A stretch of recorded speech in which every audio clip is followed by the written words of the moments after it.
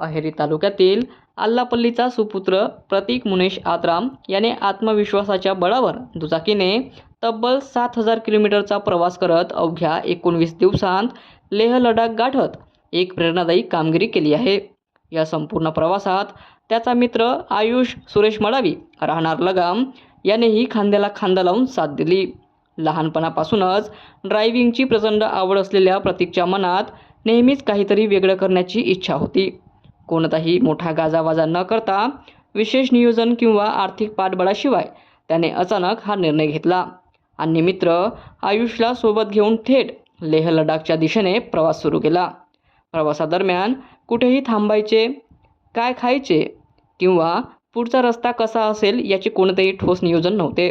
खराब रस्ते, उंच पर्वतरांगा, कडाक्याची थंडी, पाऊस, विरळ ऑक्सिजन आणि सतत बदलणारे हवामान अशा अनेक संकटांचा सामना करत त्यांनी प्रत्येक अडथळ्यावर मात केली।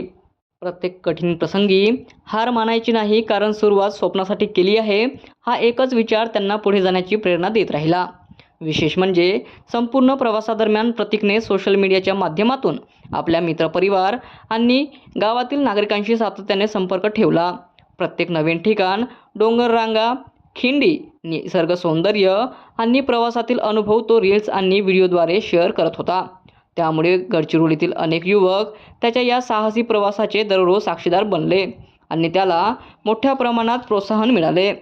या 19 दिवसांच्या प्रवासाने त्याला केवळ लेह लडाखचे निसर्ग वैभवच दाखवले नाही, तर जीवनातील संघर्ष, संयम, धैर्य, मैत्री आणि आत्मविश्वासाची खरी ताकदही शिकवली। प्रत्येक किलोमीटरने त्याला नवे अनुभव दिले आणि स्वतःची क्षमता ओळखण्याची संधी दिली। प्रवास यशस्वीरित्या पूर्ण करून प्रतीक आल्लापल्लीत परतताच त्यांच्या कुटुंबियांनी, नातेवाईकांनी आणि मित्रपरिवाराने जल्लोषात त्याचे स्वागत केले। फटाक्यांची आतषबाजी, पुष्पहार आणि शुभेच्छांच्या वर्षावात त्याच्या या यशाचा आनंद साजरा करण्यात आला। आपल्या मुलांचे दुर्गम गडचिरोलीतून लेह लडाखपर्यंतचा धाडसी प्रवास पूर्ण केल्याचा अभिमान त्यांच्या कुटुंबियांच्या चेहऱ्यावर स्पष्टपणे दिसत होता। प्रतीक आत्रामची ही कामगिरी आज गडचिरोली जिल्ह्यातील तरुणांसाठी प्रेरणादायी ठरत आहे आणि गडचिरोलीतून जाणारा हा पहिलाच युवक ठरला आहे।